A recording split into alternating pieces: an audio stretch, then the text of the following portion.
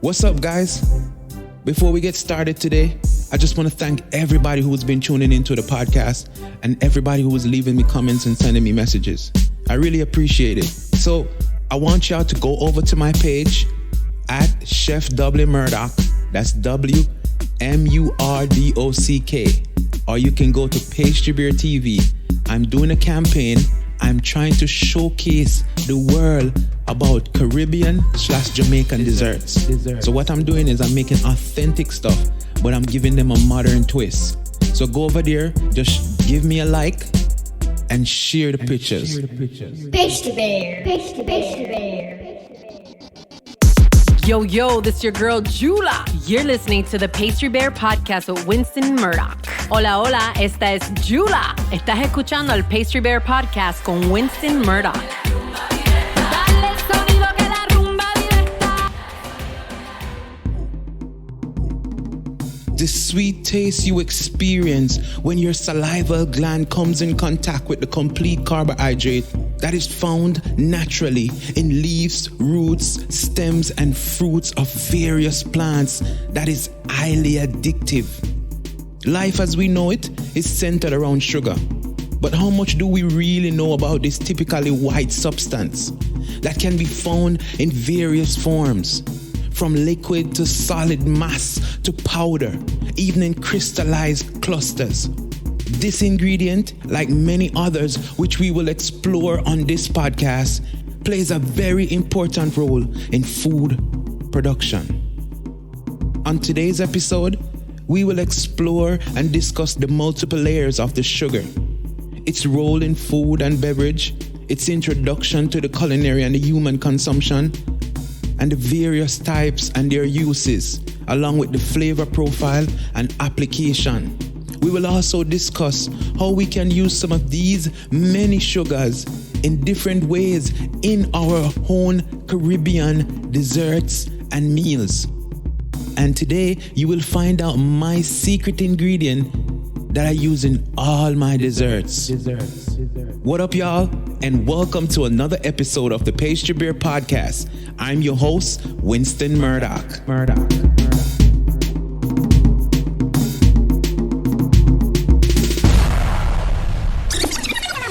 Pastrybear. The term sugar is used to describe a chemical or artificial sweetener. But the scientific name for sugar is sucrose.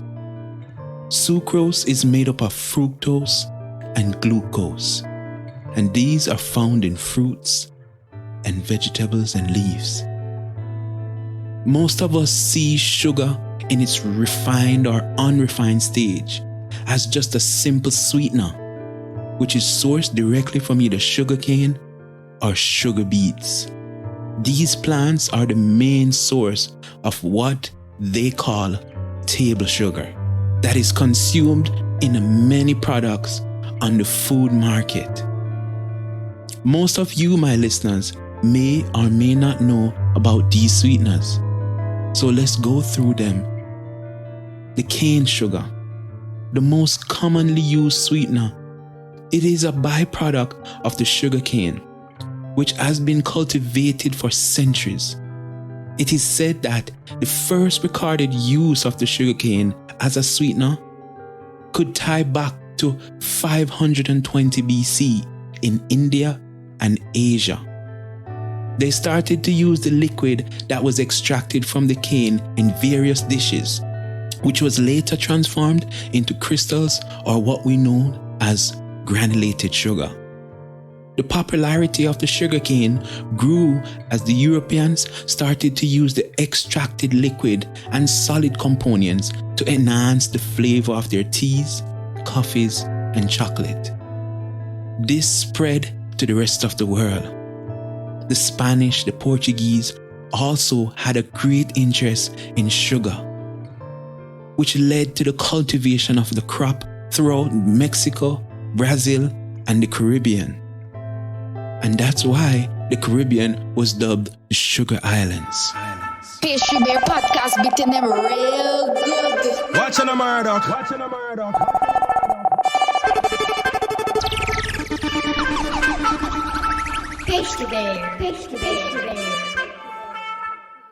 Even though the West Indies, the region that I represent, was once one of the main suppliers of the brown gold, I realized that we have limited understanding of the byproduct of the sugar cane. On the island of Jamaica, one of the many places that sugar was produced, once there was a lot of factories that produced the raw, unrefined sugar. I remember a time where there were trucks loaded with sugarcane headed to the sugar mill that was spread out strategically over the island to maximize the best quality of sugar that was extracted from the cane. And that needed to be done within a few hours after reaping. But those days are long gone. Back then, there were various products that were made from the slim bamboo-like plant. Products like fuel and spirits, and one of my favorite, molasses. This thick, dark, flavorful syrup is created after the sugar juice that is extracted from the shredded sugar cane is made into a concentrate via pressurized evaporation, which creates brown crystals. That is then separated from the remaining liquid via centrifugation. And after all that sugar is extracted, that remaining tar-like liquid is what we call molasses. It was not only used for its desirable color that it gives to baked goods and savory dishes like brown stewed chicken and oxtail, but for the depth of flavor that it brings to your favorite meal. And just in case you're wondering what that tastes like, well, I want you to go to your kitchen right now and take a teaspoon of brown sugar and eat it. And then take a teaspoon of white sugar and eat it. That distinct difference that you will experience is molasses. This is one of the reasons you saw soulful recipes passed down from grandmothers and grandfathers, utilizing the brown sugar as the main source of sweetness. The molasses in the brown sugar have a very special place in my heart. And it was and still is the main sweetener I use whenever I'm making Jamaican desserts. Brown sugar was the pilot in the fresh blended fruit drinks and cocktails that my mom made to accompany our meals. Brown sugar was also the captain in my ginger tea that I had in the morning. Sugars like Demerara and Muscovado provides that depth of richness and decadence as it contains more moisture than granulated sugar, which assists in the product being more chewy, gooey, and also strengthens its thickness and richness. Brown sugar is paired well with most ingredients, but just like everything else in life, brown sugar has its downfall. Watching a uppity with no pity, the road carver versatile this I represent. Watching a murder. Wapkote podcast Pastrybear.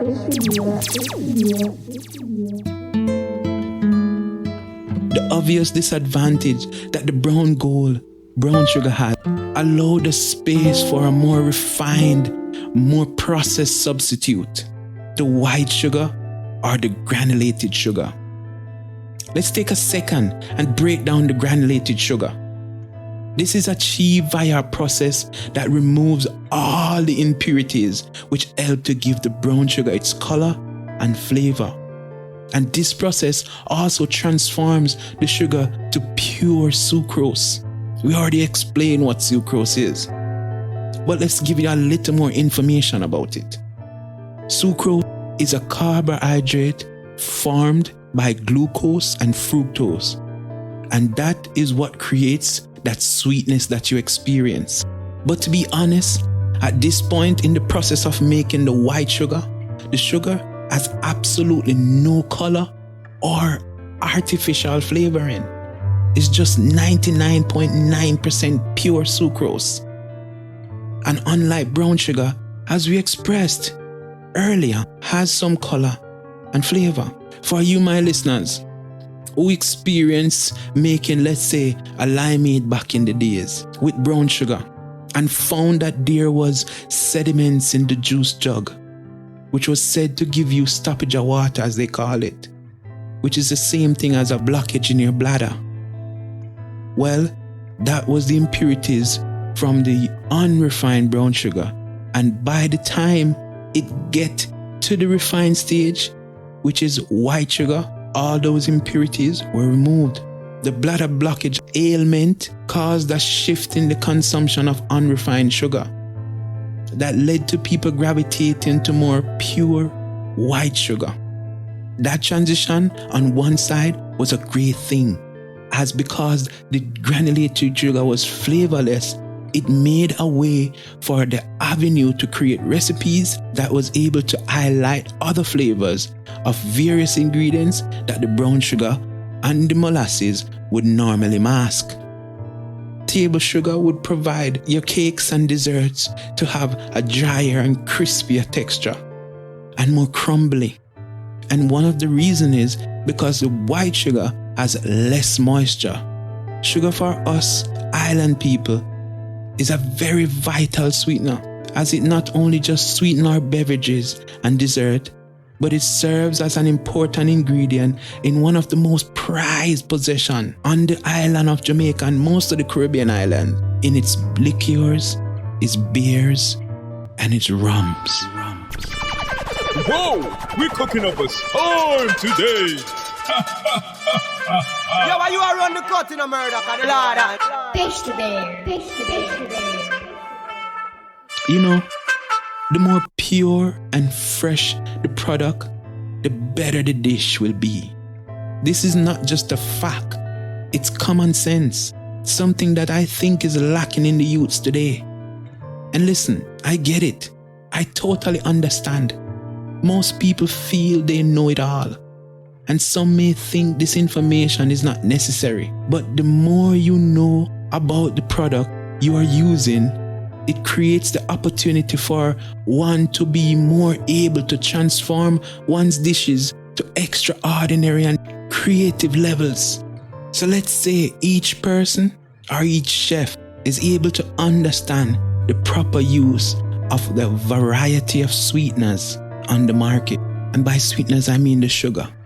Then that will allow each chef or person the opportunity to find and use the correct or the best sweetener for the application, which in return will give a better texture, taste, and mouthfeel to enhance the overall experience in dining. If most people would pay attention, then they would see that the countries that have really good food and wonderful dishes are typically poor countries, and these cooks/chefs are able to produce loads of flavor that can rival even the most decorated chefs. Take the jerk chicken for example. Every chef around the world has a version of the jerk chicken, and most times the best jerk chicken you can find is in an old broken down shed somewhere in the beautiful hills of Portland in Jamaica, prepared by what society would consider people who are poor and desolate, with the cheapest and the least favorable ingredients. And the reason for this is that for these people, food is not just a way of nourishing the body, it's a way of life. It's a ritual, as good food is a way to start and end every day. If you go to the most Caribbean homes, if they have no asset, no riches, they have good food. And after every small or big activities, there's going to be a type of cooking. So with passion and love, can you see what these people are doing with these cheap ingredients? So just imagine what they can do or create with more knowledge and better ingredients. Vous écoutez podcast Pastrybear avec Winston Murdoch.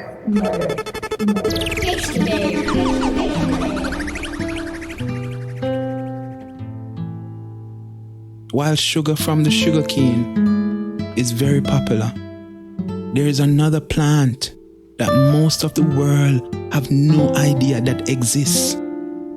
There is a plant that most of the sugar that we consume come from, and that plant is called sugar beets. This plant produces a more cheaper and less healthier sugar. And this is based on my perspective. It is easier to produce as it is not as fragile as the process of making the sugar from the sugar cane. And just like the sugar cane, sugar beets has been around for ages. To be honest, it packs the same amount of sucrose as sugar cane and goes through the similar process of extracting the crystals. The sugar beets pretty much look just like a beetroot, and it's mainly grown in China, Ukraine, amongst many other countries.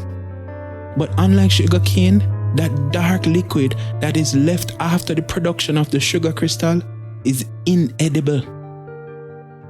This to me could be seen as a red flag, but that's another topic for another time. If you were to put both sugars from the sugar beets and the sugar cane, I don't think you could tell the difference, neither in looks or taste, especially if you're not trained. But thanks to government and non-governmental bodies that monitor the production and packaging of these products, it is written clearly on the packaging. So I'm going to take this time to explain how you can differentiate the sugarcane sugar from the sugar beets sugar. So for the sugarcane, on the package, it's gonna say pure sugarcane sugar. On the sugar beets package, it will say just sugar. And like I just explained to you, the sugar beets is unable to produce brown sugar. Watch this. This is what they do.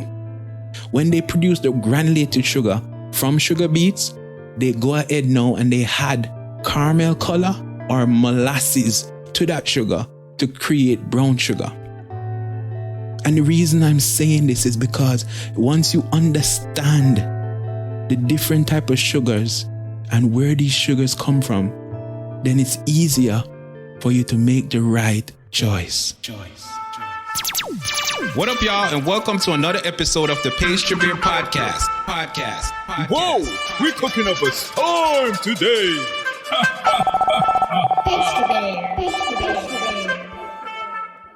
You know, as a lover of food and one who strives to be the best in the area that I've been working for such a long time, I have committed my future to helping the younger chefs, especially the ones from the Caribbean and other parts of the world that are not seen as important when it comes to the high level of cooking.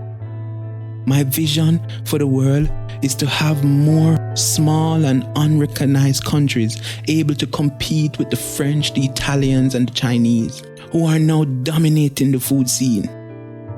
If one understands the ingredient, like where it comes from, how it is cultivated and produced, shipping, packaging, and the overall process, then you are that closer to mastering it.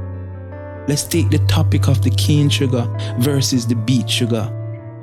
If you use both in the same recipe, you're gonna get two different results. In my perspective, the beet sugar causes the cake and desserts made with it to have a different texture and taste.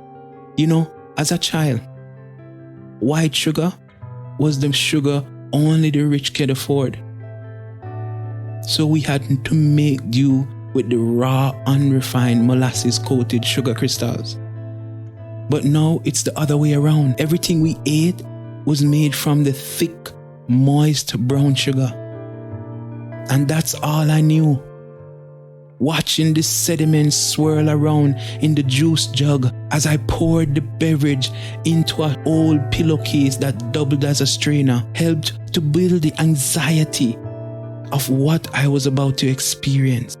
It was a lot of work, but what you had after was pure citrus gold.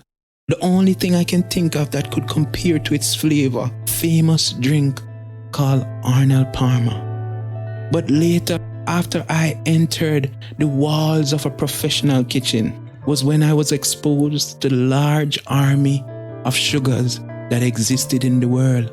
Sugars like castered sugar or 10X, which is a small green sugar crystal.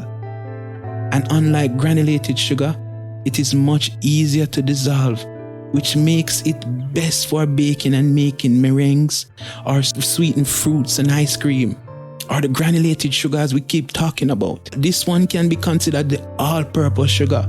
It is more coarse and can be used in many different applications. And while we are on granulated sugar, I should tell you about this other sugar, which is similar to granulated sugar, which is called sanding sugar. This sugar has larger grains and is mainly used for its glossiness and shininess. It is used mainly for decorating, as it's harder to dissolve under heat. But one of the ways I suggest you use it in the Caribbean when you're rolling your tambourine ball. Then next, we have the Iceland sugar. To me, this is not really a sugar, as there is an addition of cornstarch and other chemicals which is used as an anti-caking ingredients. And by anti-caking ingredients, I mean something that basically prevents the product from coming together. The Iceland sugar is generated from the milling of the table sugar, and this one is more faster to dissolve. And that's why it is used in frostings and icings. It also serves a great decor for dusting. And while we are on Iceland sugar, I want to talk about another version of the Iceland sugar, which is called snow sugar. Unlike the Iceland sugar, when you put it on products, after a while it starts to melt. The snow sugar doesn't dissolve. Now, as we get deeper into this conversation, I want to get into more technical sugars. And one of the ones that comes straight to mind is inverted sugar. This product has been in the manufacturing industry for ages, but now we're seeing it in the commercial kitchens. The thick white paste sugar created from sucrose, which is being reduced to glucose via acids and enzymes and a process called invertase. The closest thing I can think about is honey. Honey is a type of inverted sugar. The inverted sugar is used in products that you want to prevent hardening of the sugar or over-crystallization. Let's take a product like ice cream. Granulated sugar is used as a sweetener, but when it goes into the ice cream machine, the sugar crystals start to regenerate themselves and large flakes start to be created, which will cause the ice cream to not be smooth or creamy or have a good mouth feel. There's no way I could conclude the list without going more in depth about this type of sugar, as it at one point played a vital role in the traditional cooking and baking on the island of Jamaica and probably all the Caribbean, even in Britain and London. I know I spoke about it earlier, but I want you, my listeners, and my future chef to realize the flavor the molasses has is very unique, and its uniqueness is an attribute that can transition and create interest. So food that is made from this ingredient, as it was back in the day, will be able to stand out amongst the millions of dishes worldwide. To me, it's like the Worcester sauce of the world. It serves the same importance as the Scotch bonnet and the pimento serves in jerk seasoning. It should be important to us as the butter and the cream is important to French cuisine. Molasses should be introduced to every child the way Americans introduce pizza and chicken nuggets to their children. Maybe it's all wishful thinking to think that this product, which has played a major part in the manufacturing industry, in biscuits and cookies, and is even used in brewing industry, even in your home baked goods like brandy snap and gingerbread cookie, your bulla, fruit cake and sweet potato pudding, and even your toffee. You know, there are way too many sugars on the market to talk about all of them, but I will go through a few real quick. There is fondant, a white sugar used in pastry, candied sugar, jaggery, sugar nibs, liquid sugar. You know, sugar, whether it's a byproduct of sugar beets or sugar cane, has many functions in food industry and cooking. Its sweetness helps to improve the flavor and taste of each ingredient in a dish. Just imagine eating a fruit that has no sweetness or sugar in it, or drinking a juice with no sugar. The importance of sugar is not just limited to taste and sweetness or flavor, but it also serves a role in preservings, in jams and jellies and candied fruits, marmalade and caramelized flowers.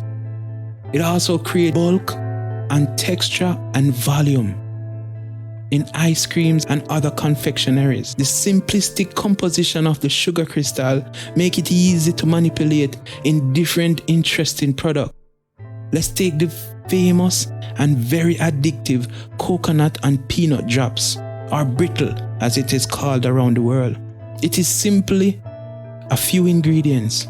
The main one is coconut or peanut and sugar, with spices and a little bit of water. The important part of this candy is the cooking of the sugar.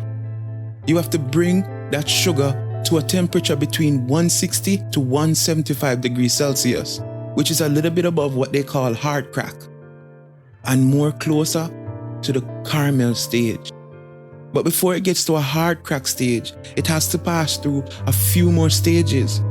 Stages like the small thread and large thread, the small pearl and large pearls, a soft ball and a large ball, a light crack, and then a hard crack. The hard crack stage in the coconut drop recipe is when the sugar gets to, like I said, 149 to 150 degrees Celsius. And when you drop that liquid into an ice bath, it should form a solid mass or a brittled mass which is not sticky or gooey. After this stage, it moves into caramel, which is a temperature of 151 to 160. Then to a brown caramel, which is 166 to 175. When some people making coconut drops, they tend to cook the coconut in a brown syrup, then unknowingly bring that temperature past the 155 to 160 degrees Celsius to a brown caramel to intensify its flavor and color. After which it is poured on a quail banana leaf where it is cooled and ready for consumption. When made properly, this can be a delicious, decadent and rich candy. Oftentimes, we see that people make this candy and it comes out as a large sugar cluster with coconut pieces. The reason for this is the amount of sugar or sucrose present in the liquid is too much. If we can measure the amount of sugar to put in a coconut drops or the amount of sugar present in the liquid, then we can always maintain the accurate or the best result. And how do we measure that? By knowing the brick. Vous écoutez podcast Pastrybear avec Winston Murdoch. Watching a uppity with no pity, the road carve versatile this I represent. Watching a Murdoch. That method may or may not work for you. And that may be based on your level of experience and understanding. And the people who used to make it the traditional way back in the days, they may be thinking, what is this guy saying? They don't understand temperature and time. The traditional way that they used to make the coconut drops is the same process I was just telling you about, which only leads me back to my point that I will continue reinforcing that in order for the cuisine to grow, the chef and the cook has to understand the ingredients, the process, and the time. I envision a world where all Caribbean chefs know all the important factors associated to their respective cuisine. A world where the Caribbean chefs embrace their roots and culture. A world where molasses is reinstated in its place as food god and is incorporated back in every meal. A world where we embrace purity. A world filled with naturalists, as the Caribbean that I'm seeing now is being cultivated with modernistic ways of life, which is not a bad thing. I really, really hope that we as Caribbean people don't lose it all. That the food and the folklores don't vanish like our sugar mills and factories. Pastrybear podcast beating them real good. Yo, why you are run the cut in a murder? Cause the Lord had.